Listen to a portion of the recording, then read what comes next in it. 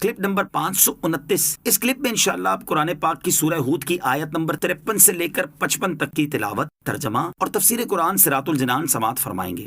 بسم اللہ الرحمن الرحیم۔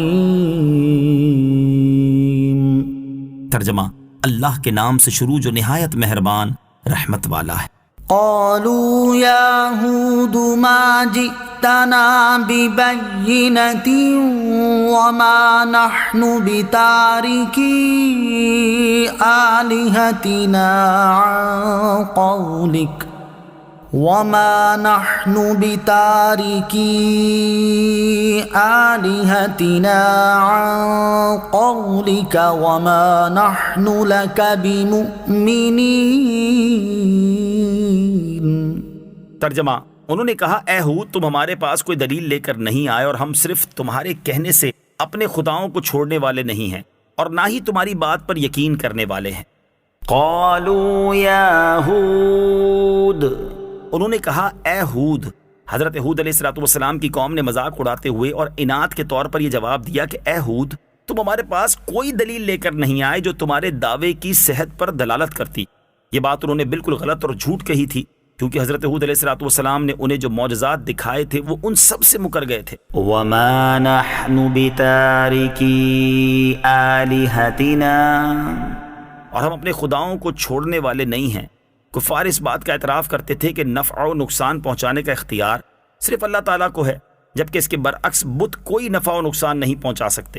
اس کے باوجود انہوں نے حضرت ہود علیہ السلام سے یہ کہا کہ ہم آپ کی بات کی وجہ سے اپنے بتوں کی عبادت کرنا نہیں چھوڑیں گے، بلکہ ہماری عقل اور ہمارا دل حکم دے گا تو چھوڑیں گے۔ ان کی یہ بات اور مزید ان کا یہ کہنا اور نہ ہی تمہاری بات پر یقین کریں گے بھی ان کے کفر پر اصرار، اپنے آباء و اجداد کی اندھی تقلید اور حضرت ہود علیہ السلام کی تکذیب پر دلالت کرتا ہے۔ ان نقول الا اعتراك بعض آلهتنا بسوء قال انی اشهد الله واشهدوا انی بریء مما تشركون من دونه فكيدوني جميعا ثم لا تنظرون۔ ترجمہ، ہم تو صرف یہ کہتے ہیں کہ ہمارے کسی معبود نے تم پر کوئی برائی پہنچا دی ہے۔ ہود نے فرمایا میں اللہ کو گواہ بناتا ہوں اور تم سب بھی گواہ ہو جاؤ کہ میں ان سب سے بیزار ہوں جنہیں تم اللہ کے سوا اس کا شریک ٹھہراتے ہو۔ تم سب مل کر میرے اوپر داؤ چلاؤ، پھر مجھے مہلت نہ دو۔ ان نقول، ہم تو صرف یہ کہتے ہیں۔ حضرت ہود علیہ السلام کی قوم نے کہا بے شک اے ہود تم جو ہماری مخالفت کر رہے ہو اور ہمارے بتوں کو برا کہتے ہو، اسی وجہ سے ان بتوں نے تم سے انتقام لیتے ہوئے تمہیں دیوانہ کر دیا ہے۔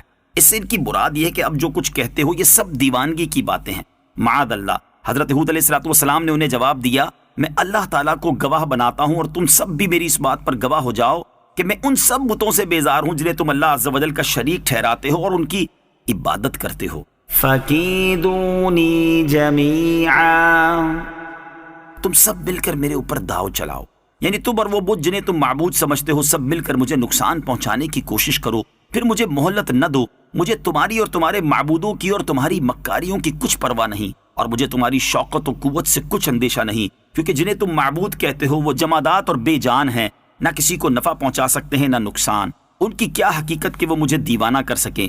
یہ حضرت ہود علیہ السلام کا معجزہ ہے کہ آپ نے ایک زبردست صاحب قوت و شوکت قوم سے، جو آپ علیہ السلام کے خون کی پیاسی اور جان کی دشمن تھی، اس طرح کے کلمات فرمائے اور اصلاً خوف نہ کیا، اور وہ قوم انتہائی عداوت اور دشمنی کے باوجود آپ علیہ السلام کو کوئی نقصان پہنچانے سے عاجز رہی۔